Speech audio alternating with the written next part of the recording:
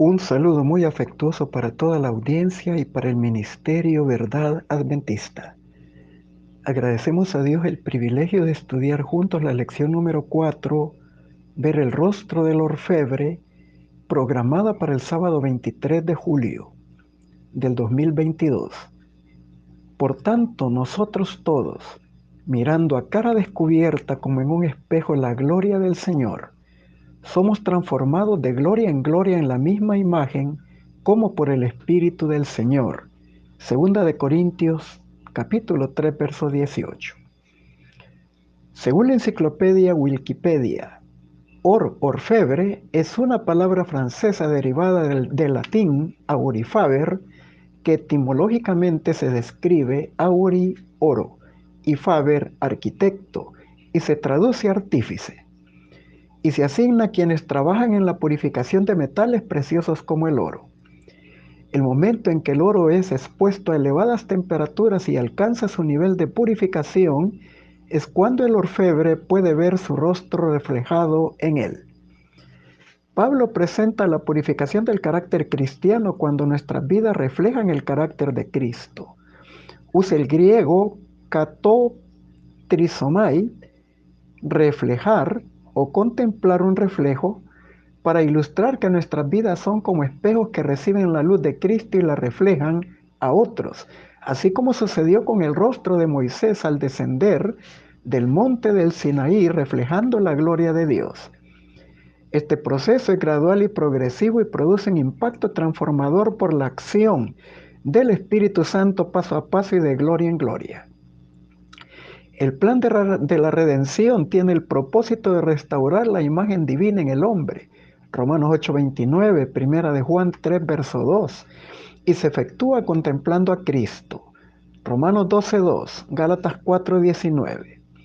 Y es asombroso descubrir que solo cuando pasamos por el impacto del crisol de la prueba y del sufrimiento, podemos desarrollar un carácter semejante al suyo. Necesitamos aceptar el papel del sufrimiento en el contexto del gran conflicto entre el bien y el mal. La Biblia presenta a menudo el fuego, Primera de Pedro 1:7, Apocalipsis 3:18, el fuego de la prueba, Primera de Pedro 4:12, Daniel 3:26 al 30. Como importante en el proceso de la purificación de nuestro carácter, cuya edificación y desarrollo representado por el aceite de las lámparas de las 10 vírgenes en las parábolas de Jesús. Mateo 25 del 1 al 13. Hoy estudiaremos 4 temas principales sobre el carácter. 1. Reproducir la imagen de Dios. 2. Debemos pulir nuestro carácter como el oro. 3. Desarrollar nuestro carácter en una estrecha relación con Jesús. Y 4. El carácter se manifiesta en uno cuando trabajamos unidos en la comunidad. Y luego haremos las aplicaciones pertinentes. Comencemos nuestro estudio con reproducir la imagen de Dios. Porque todos los que antes conoció también los predestinó para que fuesen hechos conforme a la imagen de su Hijo, para que Él sea el primogénito entre muchos hermanos. Romanos 8:29. Pablo nos informa que desde la caída de Adán y Eva, donde el pecado casi ha borrado la imagen divina en el hombre, Dios nos ha exhibido, pues hemos llegado a ser espectáculo al mundo, a los ángeles y a los hombres. Primera de Corintios 4, verso 9. El universo no caído observa nuestro drama con admiración, ya que el pecado nos ha corrompido y no hay justo ni aun uno. Romanos 3, verso 10 al 19. Dios hizo al hombre recto, pero ellos buscaron muchas perversiones. Eclesiastés 7:29. Todos hemos pecado y estamos destituidos de la gloria de Dios. Romanos 3:23. Y ha sido testigo de la obra redentora del Inmaculado Hijo de Dios en la cruz y su obra de mediación e intercesión y purificación desde el santuario celestial. Y todos somos protagonistas en este conflicto. Tenemos un rol que desempeñar y podemos honrar a Cristo con nuestras vidas. Dios quiere que todos los hombres sean salvos y vengan al conocimiento de la verdad. 1 Timoteo 2:4. Porque no quiere que ninguno perezca, sino que todos procedan al arrepentimiento. 2 de Pedro 3:9. Porque de tal manera amó Dios al mundo que ha dado a su Hijo unigénito para que todo aquel que en Él cree no se pierda, mas tenga vida eterna. Juan 3:16. Y quienes no se resistan a la santa influencia del Espíritu Santo serán hechos conforme a la imagen de su Hijo. Romanos 8:29. La misma imagen de Dios debe reproducirse en la humanidad. El honor de Dios, el honor de Cristo está comprometido en la perfección del carácter de su pueblo. El deseo de toda la gente, página 626. Continuamos. Debemos pulir nuestro carácter como el oro. Mas Él conoce mi camino y me probará y saldré como oro. Job capítulo 23, verso 10. Aquí se nos presenta a Job como sometido al crisol de severas y dolorosas pruebas, y aunque no entiende el por qué, él percibe el para qué. Entiende que el propósito divino es purificarlo como el oro para hacerlo partícipe de su santidad y volverlo más semejante a Cristo. En los primeros 2 capítulos de Job se describe el inicio de su drama en su experiencia. Vemos la personificación del dolor. Un hombre como él, perfecto, recto, temeroso de Dios y apartado del mal, Job 1:1, no pasa desapercibido para Satanás, porque declara que no tiene la soberanía sobre un verdadero adorador de Dios. En Job capítulo 2, versículo 1, se nos habla de una reunión de Dios con los hijos de Dios, es decir, representantes de los mundos no caídos. Job 38, del 1 al 7. Se presenta a Satanás, quien había usurpado el dominio de la tierra al derrotar a Adán.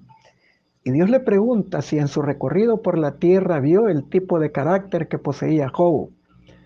Satanás trató de presentar que la integridad de Job escondía hipocresía y se mantendría mientras duraría la protección y la prosperidad que disfrutaba, pero al perderla se volvería en su contra y maldeciría su nombre. Satanás no aceptaba que Job obedecía por un principio de lealtad y de gratitud a Dios y porque era lo mejor y lo correcto, y pidió permiso de quitarle todo lo que tenía. Dios aceptó, pero desde el inicio acompañaría a Job con sus propósitos de misericordia.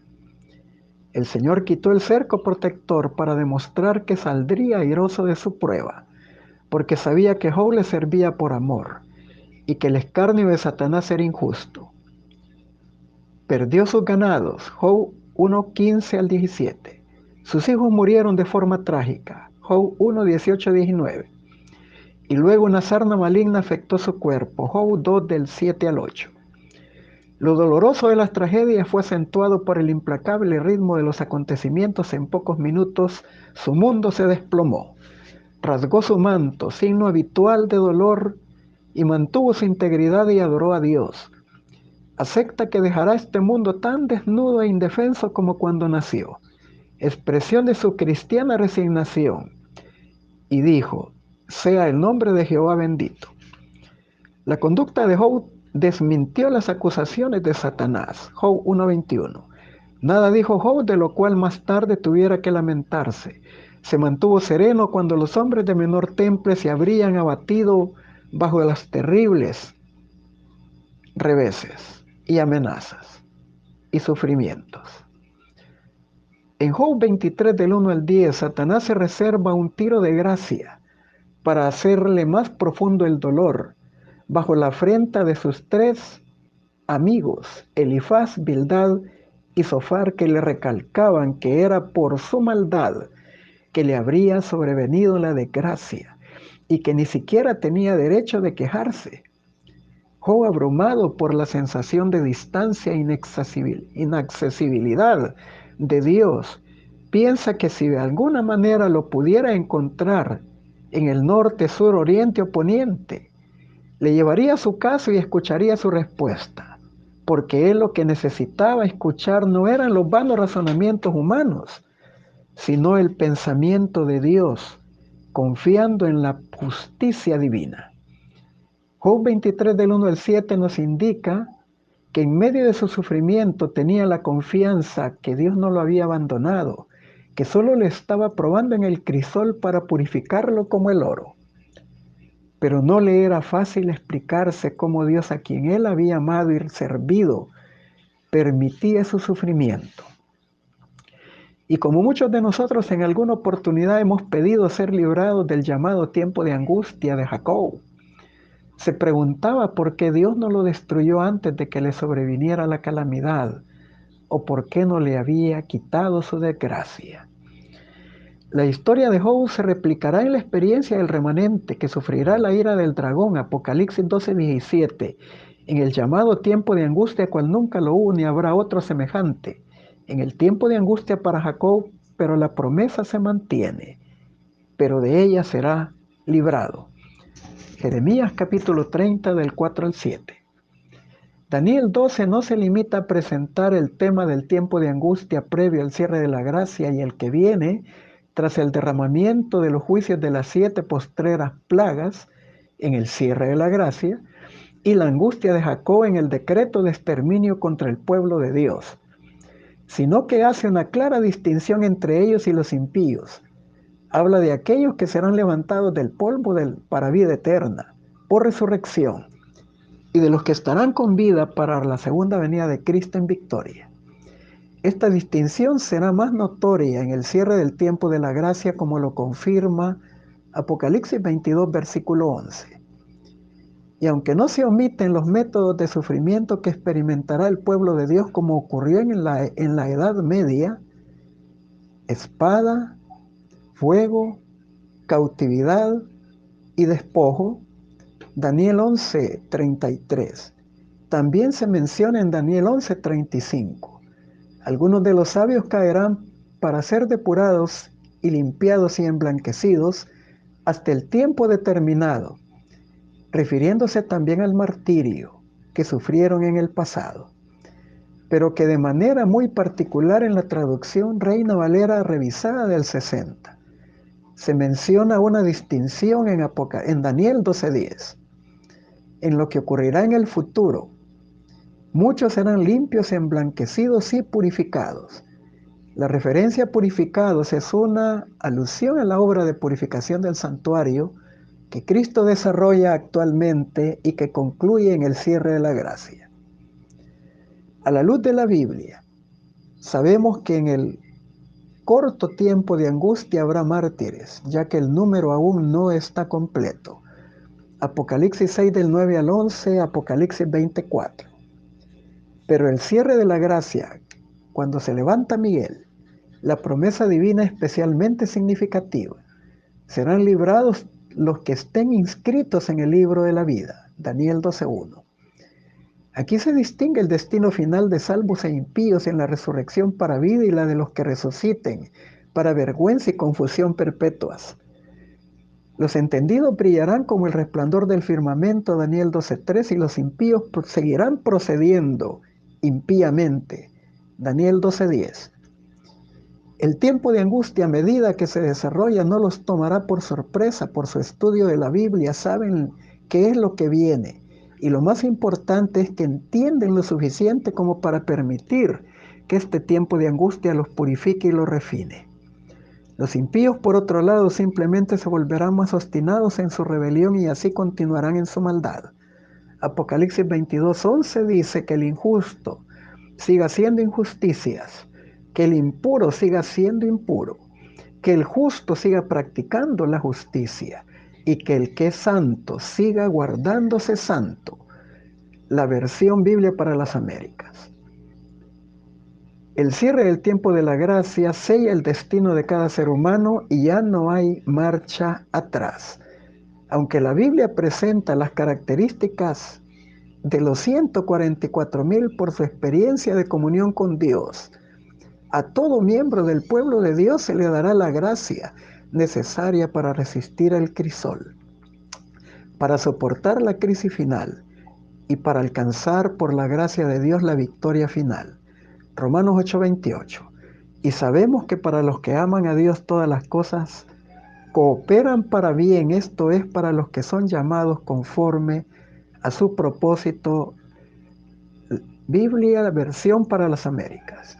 Y todos serán purificados, santificados y emblanquecidos por su gracia. Sigamos con desarrollar nuestro carácter en una estrecha relación con Jesús. Como parte del llamado sermón profético del Monte de los Olivos, Cristo complementa la descripción de las señales de su venida con la necesidad de una preparación y un estilo de vida que deben hacerse realidad para quienes esperan su retorno. En este caso solo mencionamos las parábolas de las 10 vírgenes y la de las ovejas y los cabritos. La parábola de las 10 vírgenes, Mateo 25, del 1 al 12, describe la experiencia de la iglesia que vivirá precisamente antes de la segunda venida de Cristo. Y aunque se las divide en dos grupos, insensatas y prudentes, se les llama a ambas vírgenes, porque profesan una fe pura, porque han conocido el mensaje de la palabra de Dios y por un tiempo han alumbrado el sendero de la humanidad con la luz de la verdad. Pero en la medida de que el tiempo avanzó, algunas descuidaron su experiencia espiritual y no aprovecharon el tiempo de la gracia para desarrollar el carácter necesario para que las volviera más semejantes a Cristo. El punto crítico es la tardanza del esposo, porque hizo notable la diferencia entre ellas por la reserva del aceite de las prudentes y la falta del aceite en las lámparas de las insensatas. Las personas representadas por las vírgenes fatuas se han contentado con una obra superficial y un servicio a Dios que quedó relegado a un mero formalismo. Las vírgenes fatuas pidieron a las prudentes: danos de vuestro aceite, y ellas les dijeron: id a comprar para que no os falte a vosotras ni a nosotras. Pero cuando ellas fueron a buscarlo, vino el esposo y solo las prudentes entraron a las bodas y se cerró la puerta. No fue un acto de egoísmo de parte de las vírgenes prudentes el no compartir su aceite, porque la salvación es una experiencia personal. Nadie puede creer por otro, ni recibir la obra del Espíritu Santo por otro, ni impartirle a otro el carácter que es el fruto de la obra del Espíritu. Cuando ellas fueron a comprar aceite, vino el esposo y las prudentes entraron con él a las bodas, y la puerta cerrada simboliza el cierre del tiempo de la gracia, al final del juicio investigador. Su entrada a las bodas es a través de la representación de Cristo en el santuario celestial y las palabras más tristes que algún día escucharán los mortales. En labios de Cristo pronuncian su sentencia: no os conozco. La venida del esposo, aquí descrita a la medianoche, apunta a las condiciones donde habrá densas tinieblas, angustia y persecución al cierre del tiempo de la gracia. Y el pueblo de Dios debe mantener encendidas sus lámparas y estar ceñidos sus lomos y aguardar que el Señor regrese de las bodas para que lo lleve a la cena de las bodas del Cordero. Lucas capítulo 12 del 35 al 40 y Apocalipsis 19, versículo 9. A diferencia de la anterior parábola, la del juicio de las naciones, conocida como la parábola de las ovejas y de los cabritos, enfatiza el estilo de vida que debía desarrollar el pueblo de Dios mientras aguarda la venida de Cristo. Mateo 25 del 31 al 46. Aquí se describe que el veredicto del juicio girará en torno a lo que hayan hecho o dejado de hacer por Cristo en la persona de los pobres y los dolientes. Cristo en esta etapa no presenta a los hombres la gran obra que Él hizo para redimirlos, sino que presenta la obra fiel que su pueblo hizo para Él en la persona de los hermanos más pequeños, de nuestros prójimos. No para pretender ser interpretado como salvación por obra, sino por el poder transformador de la gracia bajo la influencia del Espíritu Santo, que les concede una vida semejante a la de Cristo en carácter, en palabras y acciones. Y esto se expresa en el asombro de los fieles cuando Cristo le escucha sus aseveraciones. ¿Cuándo te hicimos esto? Y Él les dice: por cuanto lo hicisteis a uno de mis hermanos más pequeños, a mí lo hicisteis. Mateo 25 del 34 al 40. Las oportunidades de hacer algo en su favor siempre estarán presentes, porque los pobres siempre los tendréis con vosotros, Juan 12:8, y la regla de vida de Cristo por la cual cada uno de nosotros habrá de subsistir o caer en el juicio es: todas las cosas que quisierais que los hombres hiciesen con vosotros, así también haced vosotros con ellos, porque esto es la ley y los profetas. Mateo 7:12. Los que giraron sus acciones en torno de sí mismos o cegados por el diablo no vieron en su prójimo al Señor y una oportunidad de servirle con amor. Serán colocados a la izquierda y se perderán eternamente. Mateo 25 del 40 al 46. Aquí vemos la importancia del carácter. El diccionario de la Real Academia Española dice, de latín character, conjunto de cualidades o circunstancias propias de una cosa o de una persona o de una colectividad que las distingue por su modo de ser u obrar de los demás. La Iglesia Adventista del Séptimo Día puede percibir cómo se manifiesta el carácter a través del espíritu de profecía. La fuerza de carácter consiste en dos cosas: la energía de la voluntad y el dominio propio. Muchos consideran equivocadamente como fuerza de carácter la pasión arrolladora, pero la verdad es que el que se deja dominar por sus pasiones es un hombre débil. La verdadera grandeza del hombre y su nobleza se miden por el poder de los sentimientos que subyuga, no por el de los sentimientos que lo vencen a él. El hombre más fuerte es aquel que, aunque sensible al ultraje, refrena sin embargo la pasión y perdona a sus enemigos. Los tales hombres son verdaderos héroes. Testimonios para la Iglesia, tomo 4, página 649. No podemos estar listos para encontrar al Señor despertándonos cuando se oye el clamor de aquel esposo y entonces recoger nuestras lámparas vacías para llenarlas. No podemos mantener a Cristo lejos de nuestra vida aquí y sin embargo ser hechos idóneos para su compañerismo en el cielo. Por medio del Espíritu Santo, la palabra de Dios es una luz que llega a cada ser con un poder transformador en la vida del que la recibe. Implantando en el corazón los principios de su palabra, el Espíritu Santo desarrolla en los hombres los atributos de Dios. La luz de su gloria, su carácter, ha de brillar en sus seguidores. Así ellos han de glorificar a Dios, han de iluminar el camino a la casa del esposo, a la ciudad de Dios, a la cena de la boda del Cordero. Palabras de vida del Gran Maestro, páginas 340 y 341. Continuamos. El carácter se manifiesta en uno cuando trabajamos unidos en la comunidad. Cristo es el fundamento de la iglesia. Mateo 16:18. Eclesia, palabra griega del Nuevo Testamento traducida iglesia, etimológicamente proviene de ek, que significa salir hacia, y kaleo, que significa llamar, y tiene que ver con un grupo de personas llamadas por Dios a salir del mundo y a constituir una asamblea o congregación de adoradores. Jesús, antes de ir a la cruz, oró por la unidad de su iglesia. El amor de Cristo, morando por la obra del Espíritu Santo, produciría en ellos el vínculo de la unidad que impactaría el mundo en lo local y a nivel corporativo. Juan 17:21 dice, para que todos sean uno como tú, oh Padre, en mí y yo en ti, que ellos sean uno en nosotros, para que el mundo crea que tú me enviaste. Es una unidad en la diversidad como existe en la pluralidad de la divinidad. Cuando el Espíritu Santo descendió en el día del Pentecostés, todos estaban unánimes y juntos, Hechos 2:1, todos estaban juntos y tenían en común todas las cosas, Hechos 2:44, y la multitud de los que habían creído era de un corazón y un alma y compartían todo lo que tenían, Hechos 4:32. Muchos teólogos llaman a esta experiencia la piedad primitiva de la Iglesia Apostólica. Esto les ayudó a soportar también los crisoles, a los que serían expuestos más adelante. Pablo explica el tipo de unidad en una misma esperanza, solícitos en guardar la unidad en el vínculo de la paz.